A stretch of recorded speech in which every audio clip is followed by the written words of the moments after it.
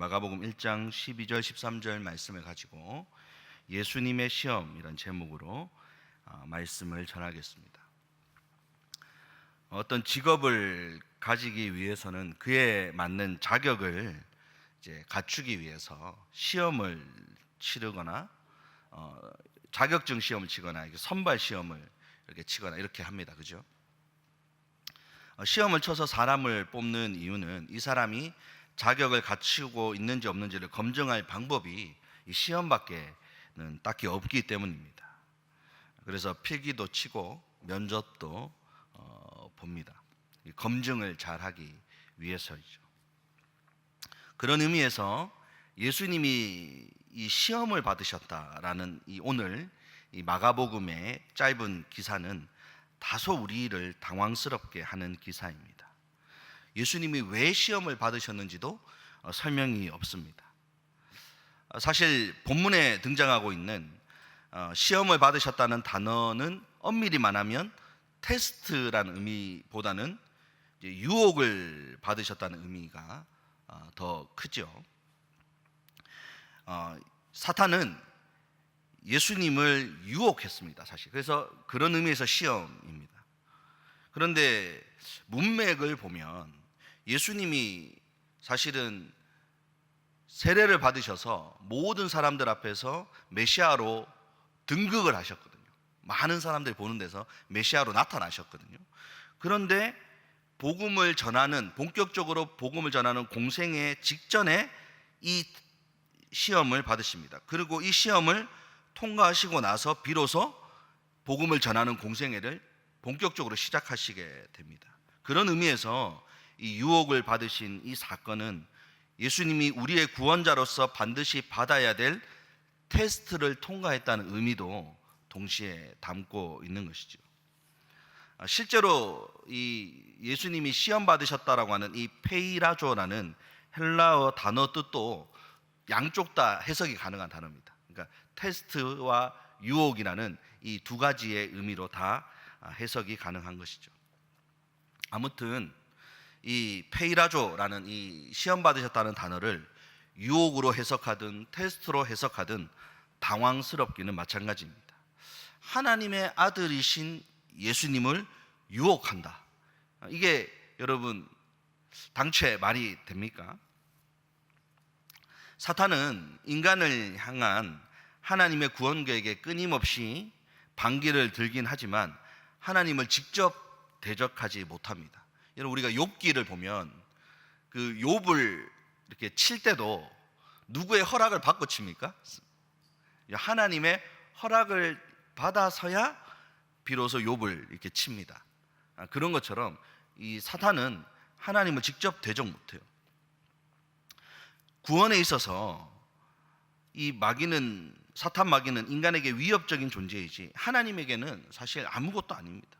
그런데 이 사탄이 하나님의 아들을 유혹하고 있는 것입니다.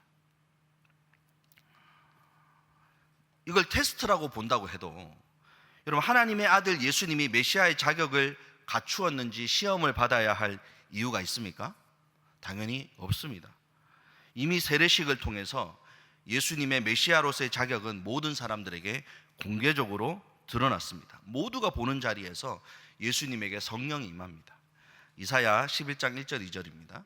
제가 읽겠습니다. 이새의 줄기에서 한 싹이 나며 그 뿌리에서 한 가지가 나서 결실할 것이요 그의 위에 여호와의 영 곧 지혜와 총명의 영이요 모략과 재능의 영이요 지식과 여호와를 경외하는 영이 강림하시리니. 이게 메시아에게는 성령이 강림한다고 돼 있어요. 그리고 모든 사람들이 보는 앞에서 성령이 강림합니다.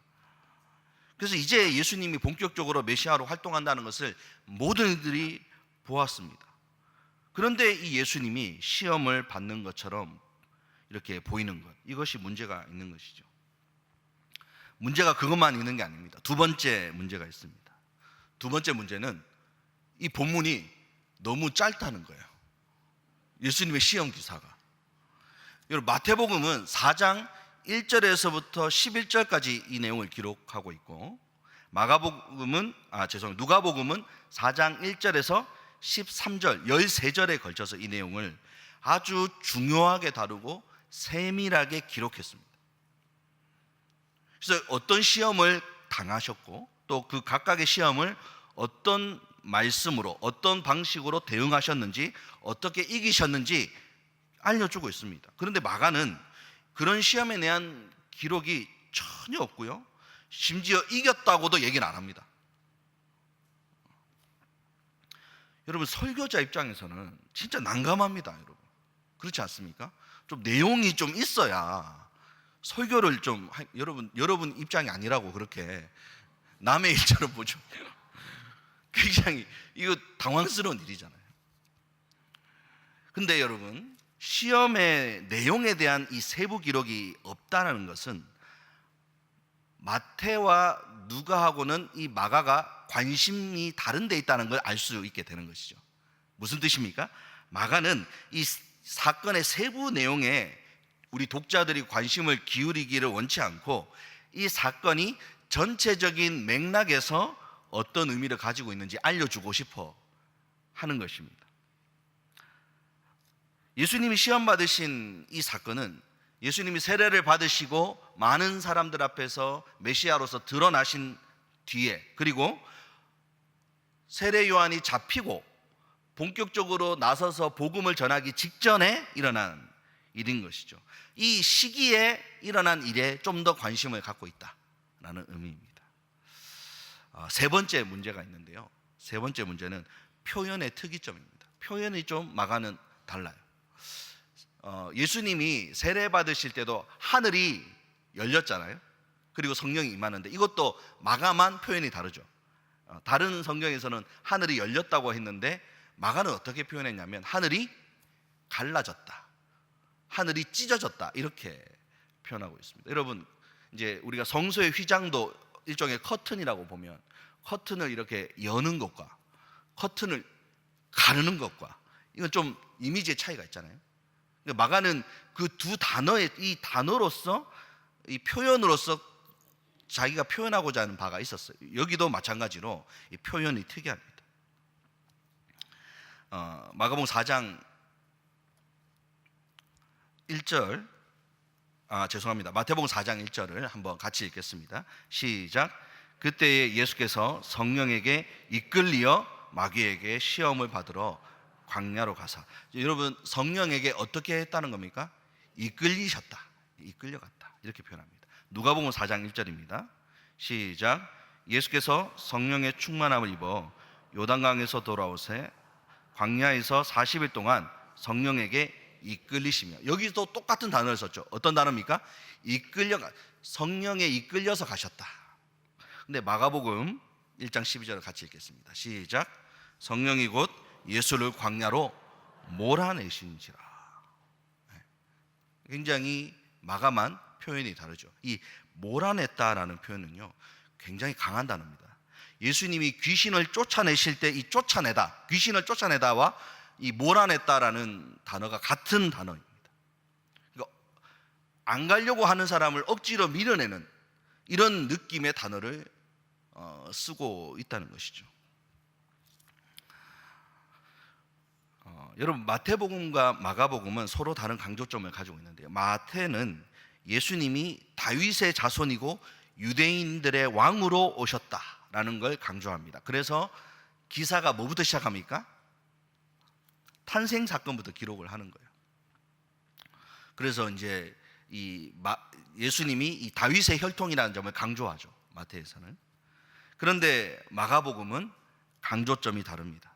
첫 사건이 예수님의 세례 사건입니다. 예수님의 세례 사건이 보여주는 예수님의 아이덴티티가 뭐냐? 예수님은 하나님의 아들이지만 동시에 뭐라는 겁니까? 인간으로 이 땅에 오신 분이라는 거예요. 예수님이 인간으로 이 땅에 오셨다. 그래서 강조점은 뭡니까? 철저히 하나님의 종이라는 거예요. 종된 이미지입니다. 마가복음이 강조하고 있는 예수님의 이미지는 종입니다. 종. 그래서 너희를 섬기러 온 것이 아니라 내가 섬기러 왔다라는 것이 마가복음에 있잖아요. 예수님의 모습을 마가가 강조하는 것은 종으로서의 예수님의 모습입니다. 즉 예수님이 하나님의 종으로 오셨다, 이걸 보여주는 것입니다. 여러분, 예수님이 우리의 구원자로서 자격이 부족해서 시험을 치르는 것이 아닙니다. 죄에 대해서 정말 연약하셔서 유혹을 받고 계신 것이 아닙니다. 예수님은 하나님의 종으로서 사람으로 이 땅에 오셨고, 그분이 우리의 연약함을 감당하러 오셨음을 보여주기 위해서 지금 예수님이 사단의 시험을 받고 있다는 것을 마가가 강조하고 있는 것이죠. 그런 의미에서 예수님이 받고 있는 이 시험은 우리에게 놀라운 축복이 됩니다. 왜 예수님의 이 시험이 우리에게 놀라운 축복이 됩니까? 예수님이 시험 받으신 사건이 주는 축복, 첫 번째는 참된 확신입니다. 뭐라고요? 참된 확신을 우리에게 줍니다. 마귀가 예수님을 시험할 수 있었던 이유는 무엇이었을까요? 바로 예수님이 정말 인간이셨기 때문에 시험을 받을 수 있었습니다. 40일을 금식하고 나니까 당연히 어떤 일이 벌어집니까? 사람의 몸에서는 배가 고픈 거예요. 그리고 자기에게 절하라고 하잖아요. 자기에게 절하면 내가 모든 권세를, 이 땅의 권세를 너에게 주겠다. 이건 어떤 유혹입니까? 고난을 겪지 말고 왕이 되라는 유혹이죠. 여러분, 고난을 겪고 성과를 얻고 싶어 하는 사람 누가 있습니까? 어려움 없이, 고난 없이 내가 결과를 얻고 싶고 열매를 얻고 싶은 것이 사람의 심리 아닙니까? 지금 이 사람이라면 누구에게나 있는 이 심리인데 예수님이 사람이니까 이 유혹이 가능한 거예요. 뛰어내리라고 합니다. 높은 곳에서. 그러면은 이제 천사들이 받들어 줄 것이고 모든 사람들이 볼 거 아니냐. 네가 메시아이냐. 네가 너의 위치가 사람들에게 다 공개적으로 드러날 것이고 너를 인정해 줄 것이다. 뛰어내려라. 이게 뭡니까? 내가 가진 모든 것을 오직 나의 영광을 위해 쓰라는 것이죠. 이기심의 유혹인 것이죠. 이런 유혹이 가능했던 것은 예수님이 사람이었기 때문입니다. 예수님은 인간으로 사셨다는 거예요. 이 평범한 진리가 주는 놀라운 확신이 있습니다. 그것은 무엇입니까? 예수님이 십자가에서 죽으신 사건이 실제한 사건이라는 것이죠. 퍼포먼스가 아니라 예수님은 정말 사람으로 이 땅에 오셔서 우리의 죄를 대신해서 몸으로 죽으신 것입니다. 실제로 죽으신 거예요. 그러니까 저와 여러분의 죄를 대신해서 죽으신 이 대속의 죽음은 실제하는 사건이다라는 것이 이 마가복음의 예수님의 시험을 통해서 우리에게 확신으로 다가오는 것입니다. 예수님의 시험을 보면서 저와 여러분들이 받은 이 대속의 구원이 참된 은혜의 사건이다, 실제하는 사건이다라는 것을 우리는 깨닫게 됩니다.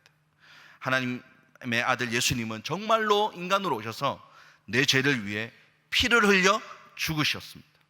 그래서 나는 그 많은 죄에도 불구하고 용서받고 구원받게 된 것이죠. 우리는 이 확신을 이 예수님의 시험이라는 사건을 통해서 누리게 됩니다. 예수님이 시험을 받으신 사건이 주는 두 번째 축복은 무엇이냐면 참된 승리입니다. 무엇이라고요? 참된 승리.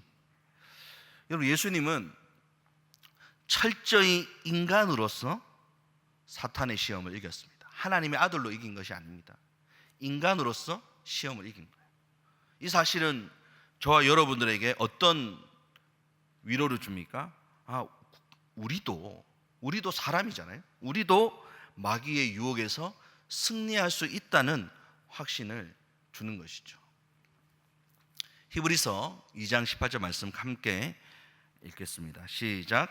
그가 시험을 받아 고난을 당하셨은즉 시험 받는 자들을 능히 도우실 수 있느니라. 아멘. 예수님도 시험을 받으셨어요. 그리고 그 시험을 이기셨기 때문에 시험을 이기는 방법을 알고 있습니다. 그래서 우리가 시험 당할 때, 유혹당하고 고난을 겪을 때에 하나님께서 그 시험을 이길 수 있는 방법을 알고 계시고 우리가 예수님의 도움을 구할 때 능히 우리가 이 시험을 이길 수 있도록 도와주실 수 있다는 것이죠. 하나님의 아들이기 때문에, 신이었기 때문에 마귀의 시험을 이긴 것이 아니라 인간이셨지만 이 시험을 이겨내셨습니다. 그리고 우리도 이 시험을 이길 수 있다라는 확신을 주고 계신 것이죠. 여러분, 사탄이 사용하는 무기는 거짓입니다.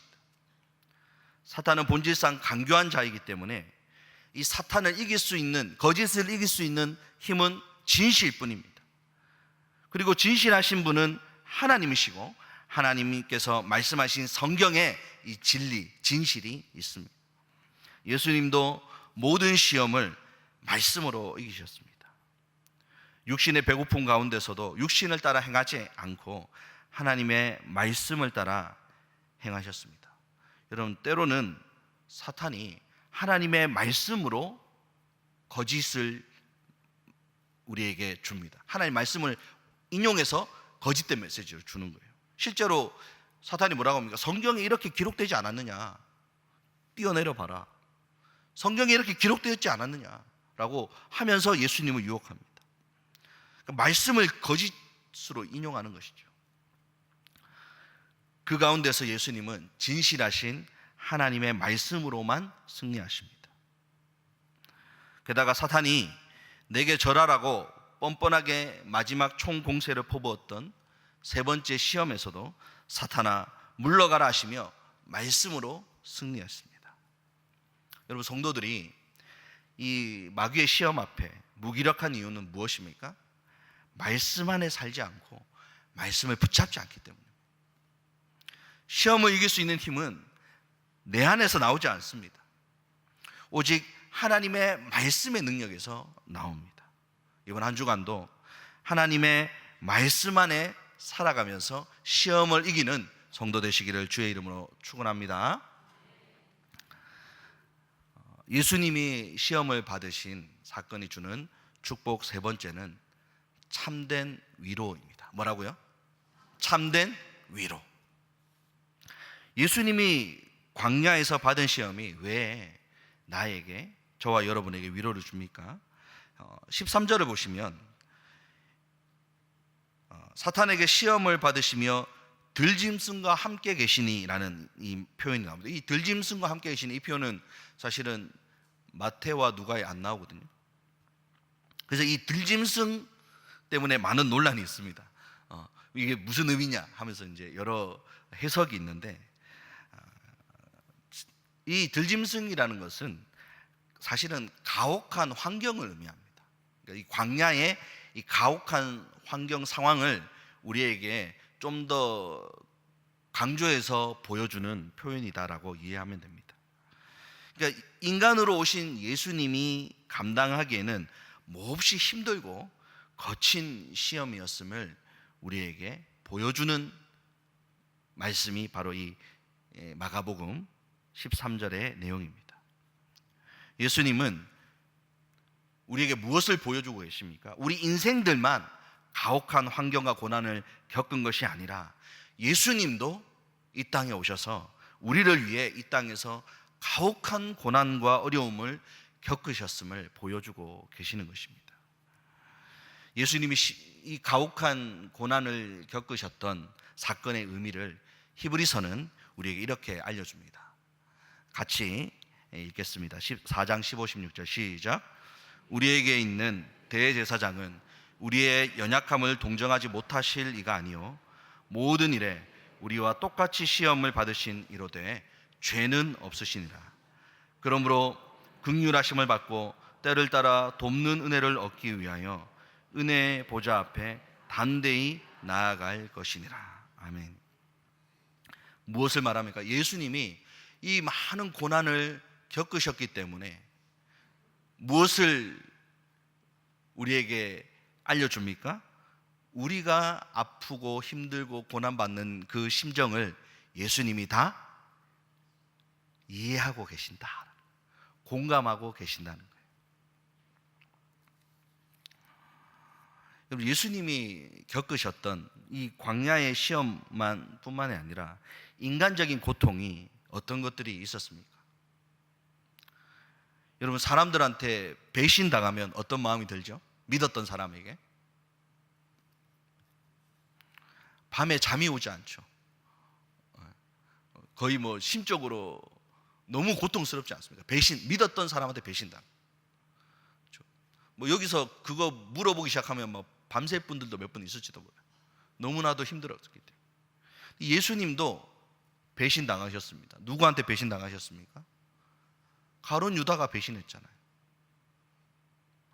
다른 제자들은 그러면 의리를 지켰습니까? 너희들 다 나를 떠날 것이다, 도망갈 것이다 라고 했을 때 베드로가 뭐라고 했나요? 말이라도 하지 말지. 다른 사람들은 다 가더라도 저는 안 갑니다. 저는 예수님 곁을 떠나지 않습니다. 장담했잖아요. 장담 함부로 하면 안 돼요. 그거 괜히 장담하는 바람에 3번 부인해가지고 참 기독교 역사상 얼마나 중요한 수치를 당합니까, 여러분?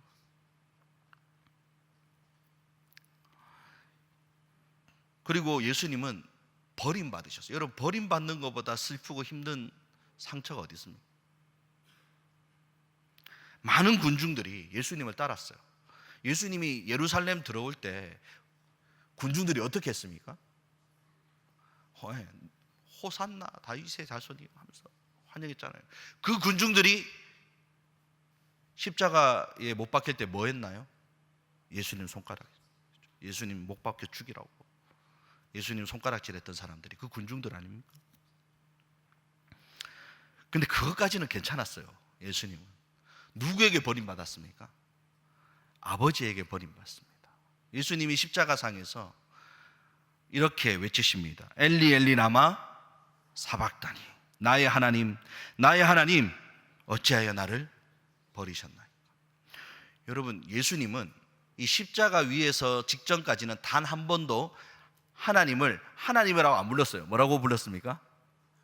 아버지라고 불렀어요. 내 아버지, 아버지께서 일하시니 나도 일한다, 아버지라고 불러주셨어요.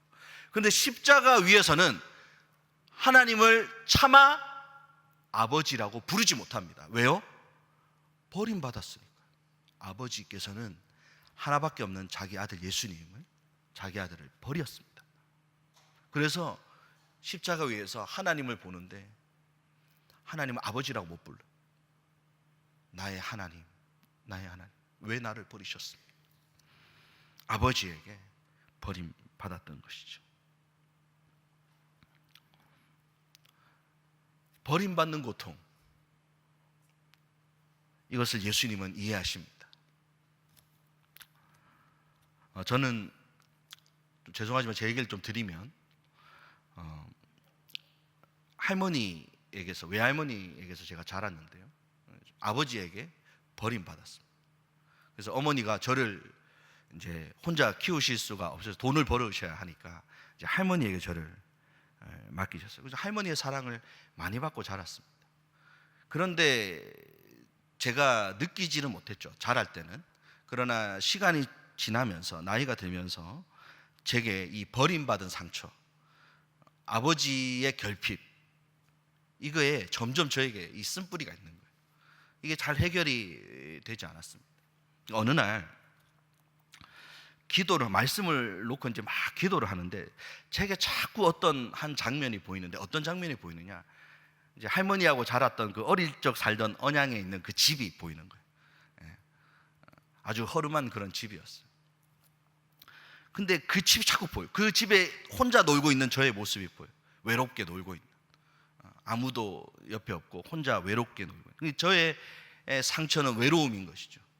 아버지 없이 자란 그 결핍. 그런데 그 모습을 자꾸 보여주시는데 제가 그때 하나님 앞에서 깨졌어요. 뭐냐면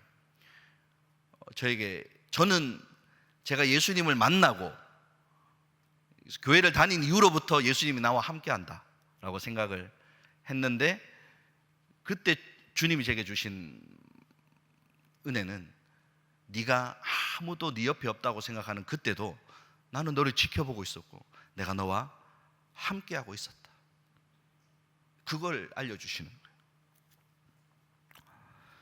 여러분, 예수님이 버림받으셨기 때문에 우리가 버림받고 상처받은 그 마음을 다 알고 계시고 이해하시고, 우리는 그렇게 사람들에게 버림받을지라도 하나님에게서만큼은, 우리 주님에게서만큼은 버림받지 않도록 우리를 지켜주시고 함께 하십니다. 그래서 우리는 그 안에서 위로를 받을 수가 있는 것이죠. 그런 위로가 우리에게 있기 때문에 우리는 또한 어떤 사람이 될 수 있냐면 위로자가 될 수 있는 것입니다. 버림받은 사람, 상처받은 사람, 그들에게 내가 받은 은혜를 전하면서 위로자가 될 수 있는 것이죠. 저는 그렇게 상처받은 청소년들, 가정에 아픔이 있고 상처받은 그 청소년들을 보면 막 가만히 있지를 못하겠어요. 걔들은 여러분 가까이 다가가면 이렇게 튕겨 나가거나 찌릅니다. 아시나요?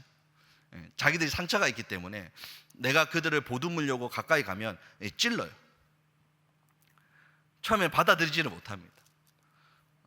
그런데 하나님의 마음으로 계속 다가가면 점점 그 찌르던 가시가 무뎌집니다. 그리고 받아들이기 시작해요. 예수님의 은혜가 전달되기 시작하는 것이죠. 근데 제가 계속해서 그렇게 다가갈 수 있는 힘이 어디서 나오겠습니까?